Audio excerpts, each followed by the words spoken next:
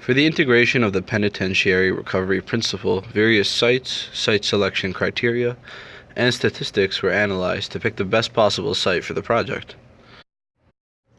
The site selection criteria consists of the following elements: high incarceration count and rate, rehabilitative initiatives and programs, landmark value and name recognition, addressing budgetary concerns, a medium to large sized facility, potential renovation sites, transportation access, and community integration. After reviewing the different states across the U.S., the recidivism and incarceration rates became the basis of narrowing down the site into a single state. After weeding out the top 5 states with the worst incarceration and recidivism rates, their rehabilitative programs and initiatives were then taken into account.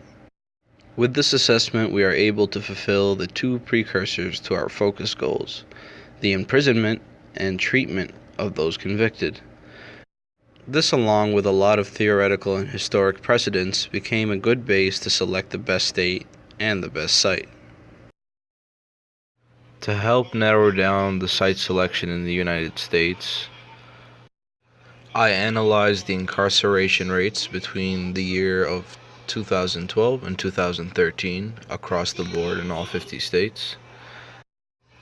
The incarceration rate as well as the recidivism rate among these states seem to be pretty consistent. With the digestion of this data, I was able to narrow down my search to about 4 states in particular that had an extremely high conviction rating. Upon further site exploration, I found that these 4 states offered a lot of different prison facilities, as well as very notorious ones. Conveniently enough, a lot of these sites and prisons seem to satisfy the site selection criteria. After constructing the base for my site selection and digesting New York, Georgia, California, and Texas for their incarceration and recidivism rates, I selected more of the noteworthy and sizable prisons throughout the U.S. in these states. Upon further research, I narrowed down 8 different potential sites around the United States. This ranged from California, New York, Atlanta, and Texas. Each of these facilities offered different satisfactions to the site selection criteria. I gathered the most essential information and cross-referenced all of these different facilities, of which include San Quentin State Prison in California, Alcatraz Federal Penitentiary in California, Folsom State Prison in California, Huntsville Unit in Texas, Rikers Island in New York, Attica Correctional Facility in New York, Sing Sing in New York, and United States Penitentiary, Atlanta.